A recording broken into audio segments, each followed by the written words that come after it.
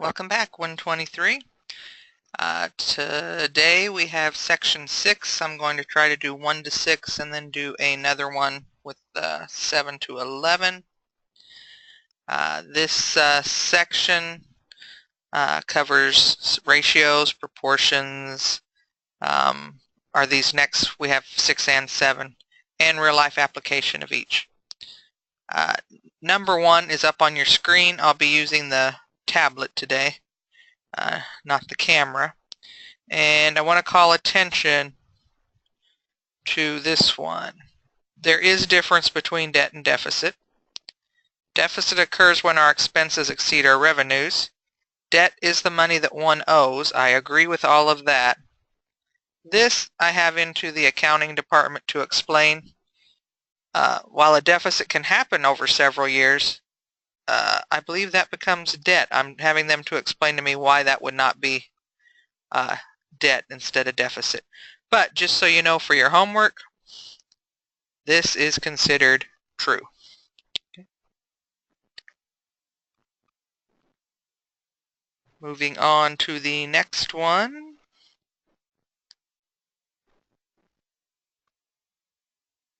The computer is moving really slow on me today, so I'll try to stop and start recording so you don't have. Okay, number 2. According to the White House, the government had $2.1 trillion in receipts and $2.8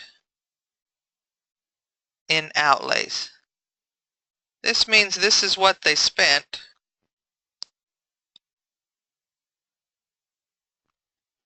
This is what they had. They also call it income in other cases. Okay, so basically they spent, they're both in trillions, more than they had coming in. 2.8 minus 2.1, they spent $0.7 trillion more than they had, so that would make that a deficit. Okay. What is the ratio of expenses to receipts? This is where some of you ran into trouble on the quiz. Order matters. Expenses has to be on the top, receipts on the bottom.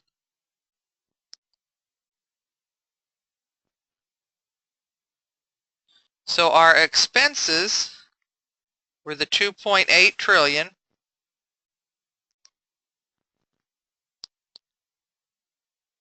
And the receipts were 2.1 trillion. Now, the common trillions will cancel. If they weren't common, we could put them in scientific notation and do it that way. Remember, the fraction means divide. So you have to either put it in the fraction button or put the 2.8 first, then divide, then 2.1. It's top divided by bottom, numerator divided by denominator. And then it would equal 1.3 repeating. And it said round to the thousandth. There's no ones, tenths, hundredths, thousandths, so you look to the place behind it. If it's 5 or greater, you round up. Less than 5, you leave it alone, so we leave it alone. 1.333.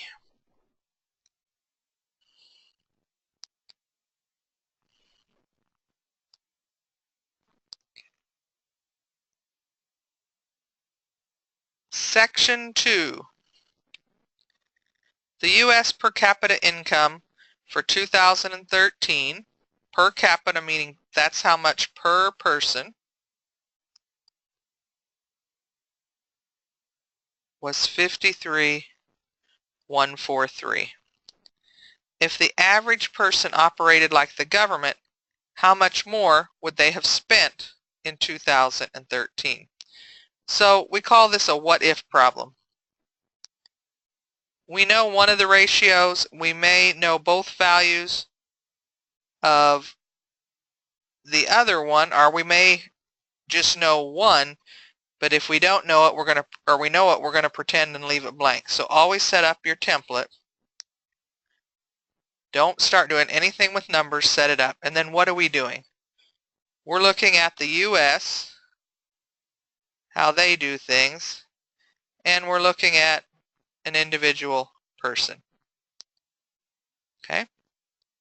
So we're going to use our numbers we had before. So we're going to say the income over the expenses. You could have put it the other way, and we have to do the same thing over here.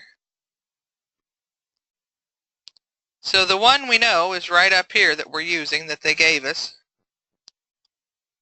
The 2.1 trillion is the income,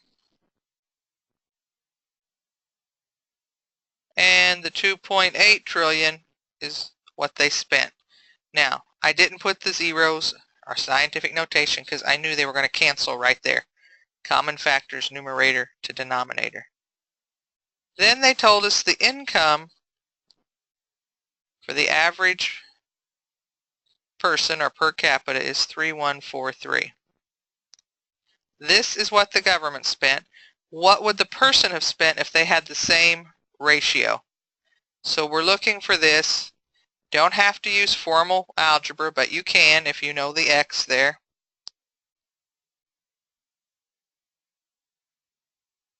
Anytime I need to change the pen color, it never comes up.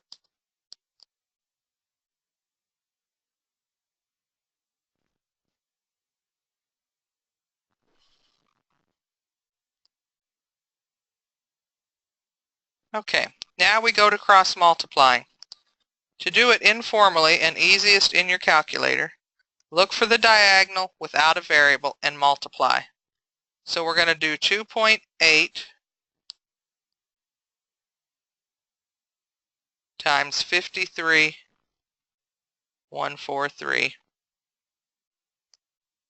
And then you divide by the number on the diagonal, or the amount, with the variable.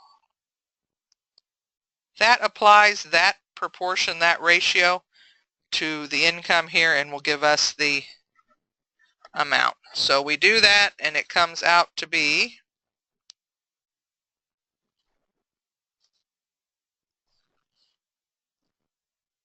$70,857.3 repeating, but it says round to the nearest dollar. So 70,857. You see they have the dollar sign outside, so don't include it. Now, you had a ratio already, so some of you might be thinking, since I already knew the ratio, can't I just multiply that by 53,143? Yes, that comes out to be something slightly different.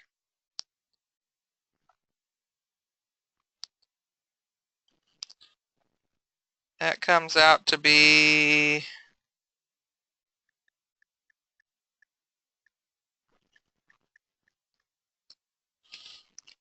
when you round it, 70,840. Now the difference is this was not exact. You rounded early. This one is a little more accurate because you didn't round until the end. This one was already rounded right here. And sometimes you won't have this number. You need to know how to do the proportions. It's the cornerstone of this course. Could you do this one this way? Absolutely. And for one occasion, it is taking a range of answers. It would take either one of those. Had you rounded to 1.3 or 1.33, you would have got a different answer.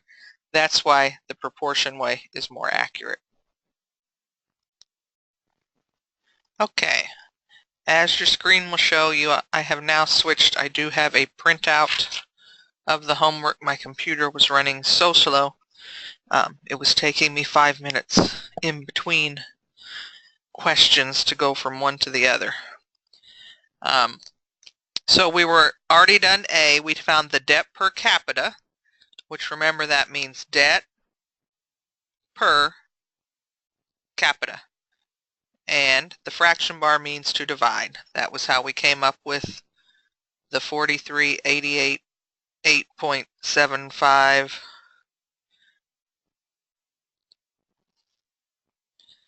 Okay, we were given the numbers for the debt and the population. Now, this is something we haven't talked about. If you've done your book section, you are well aware of what CPI is. Actually, I took the page out of the book, and my book pages are not numbered. As you can see, yours are. So this is in section 6, and CPI, okay, the Consumer Price Index, is a monthly number that reflects changes in the prices paid by urban consumers for a representative basket of goods and service, a standard list of items used to track inflation.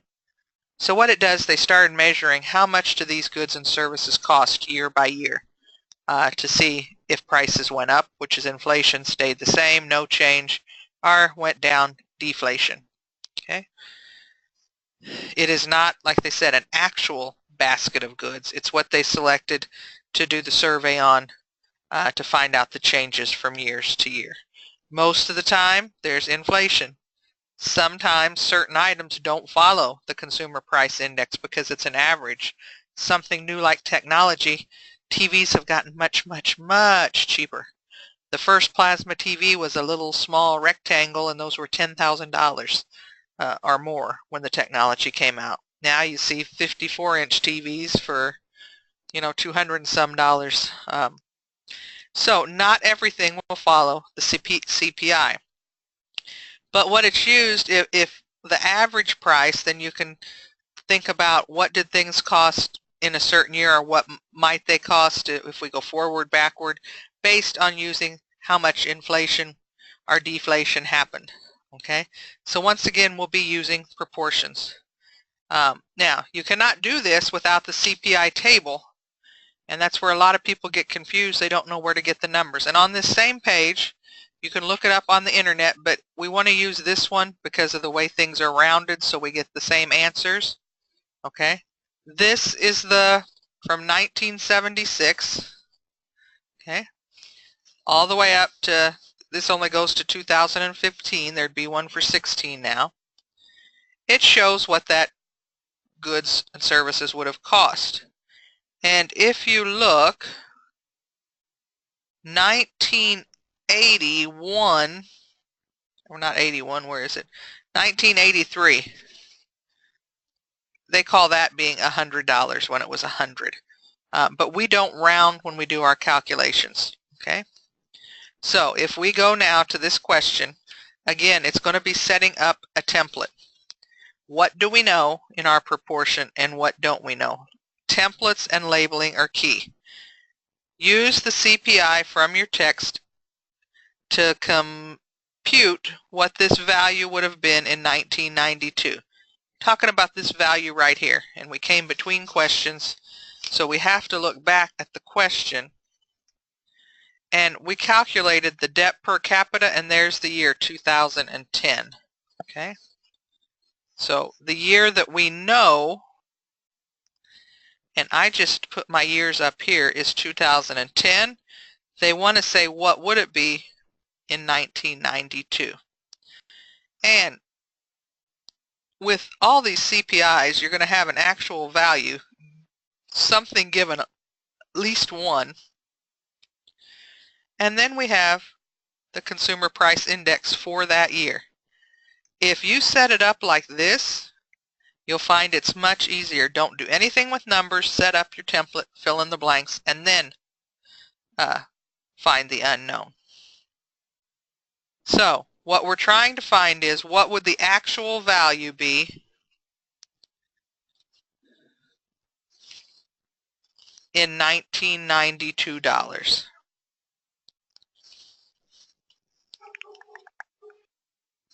Okay.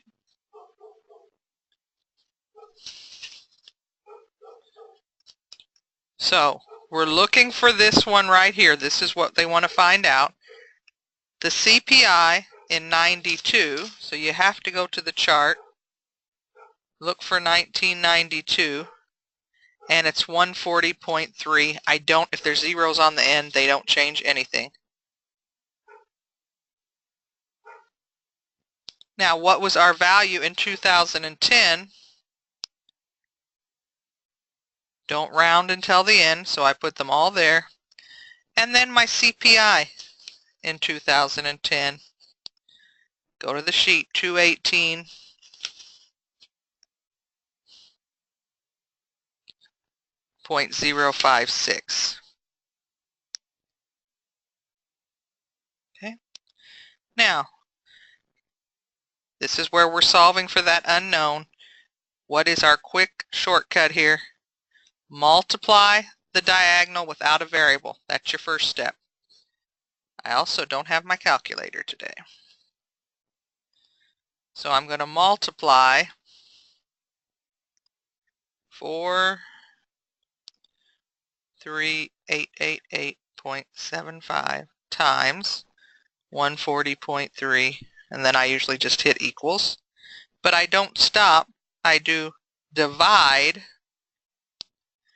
by the diagonal with the variable, the amount with it. So I'm going to divide it by 218.056, and I get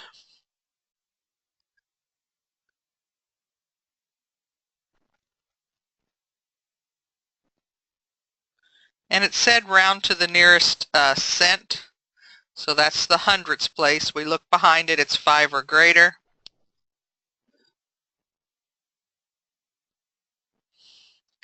That's the dollars that it would be in 1992 based on the CPI.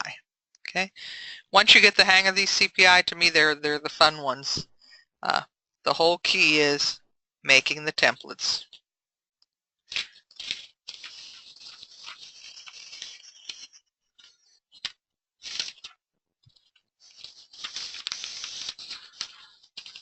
Okay.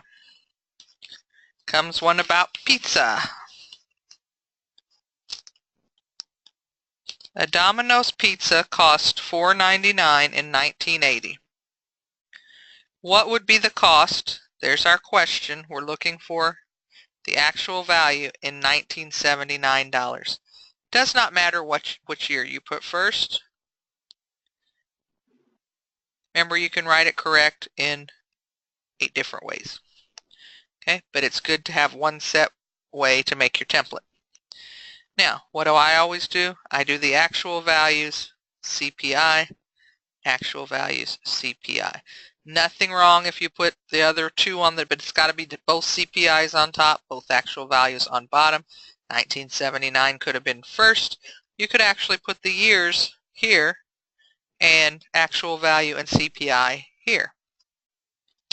So the unknown is the actual value in 1979. There's what we're looking for.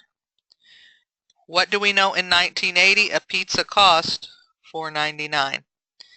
Now we need to go to our chart. That's only 1 year difference. And look at 1980.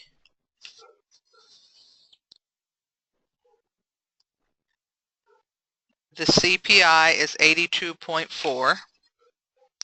And no, you don't have to memorize the CPI values. You'll be given a CPI table on any questions that require it. 1979 is 72.6. Okay, you have this in your book. You might want to make a copy so that you don't have to flip back and forth like I did.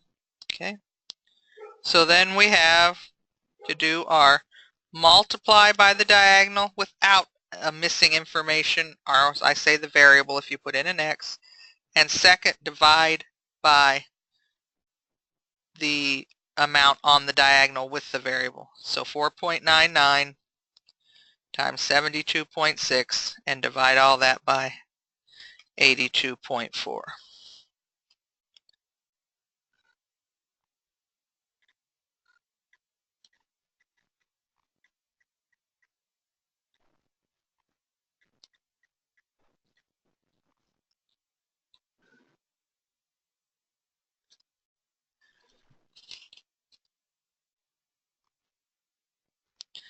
Okay.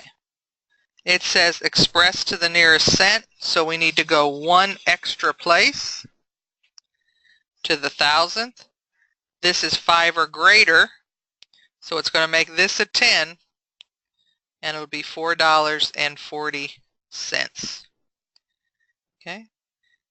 1979, you were given 1980, which was $4.99. Okay. That is number 4.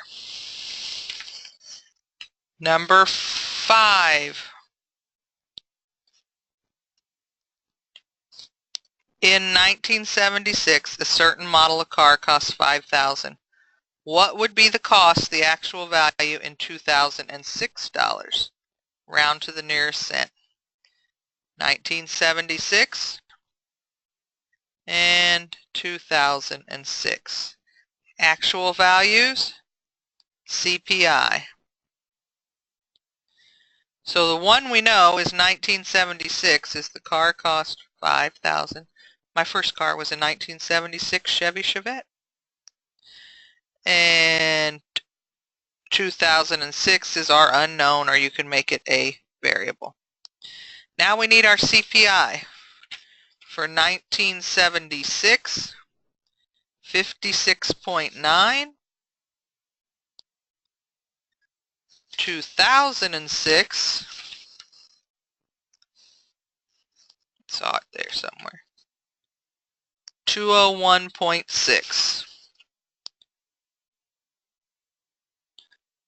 Multiply where there's no variable on the diagonal, divide by the value on the diagonal with the variable or unknown. So 5,000 times 201.6 divided by 56.9.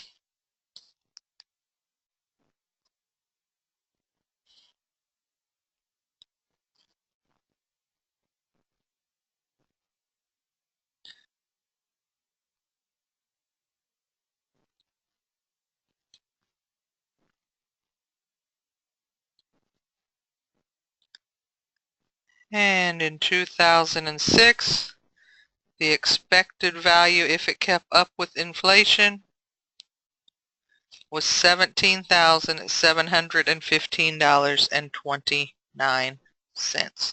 It terminated, so we didn't have to round it.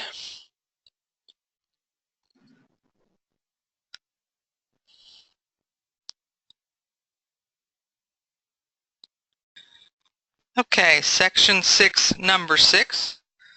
According to the New York Times article, 2009, the average price of a 32-inch TV was $600. Use the annual CPI to compute the cost of the TV in 2010. So we're looking at 2 years, actual value of TVs, and what would it be with the CPI. Okay, if it kept up with CPI. Now you could research and see what the average was. This is just if it kept pace with the CPI, the rate of inflation. Okay, so in 2009 it was 600, and now you need the CPI values. You get them from your table.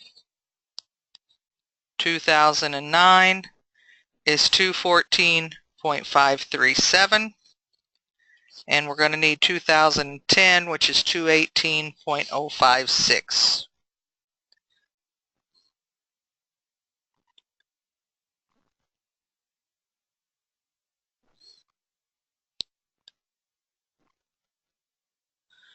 Okay, so should be getting very good at this. Multiply, then divide by the one that is on the diagonal with the unknown, with the variable. 600 times 218.056, enter, divided by 214.537. And are we going to the nearest cent? So I need to go to the thousandth to look behind the hundredth. It is less than 5, so now anybody that's bought a TV or paid attention to the prices knows TV prices have not been going up, they've been going down drastically. So this is what it would be with inflation. In actuality, it has come way down. A 32-inch TV you could get for like $120 or $99 on Christmas sales. So you can see that this does not follow the rate of inflation. Technology changed everything. Okay. That is all I'm going to record on this segment. The next segment I will pick up and do 7 to 11. Have a good evening.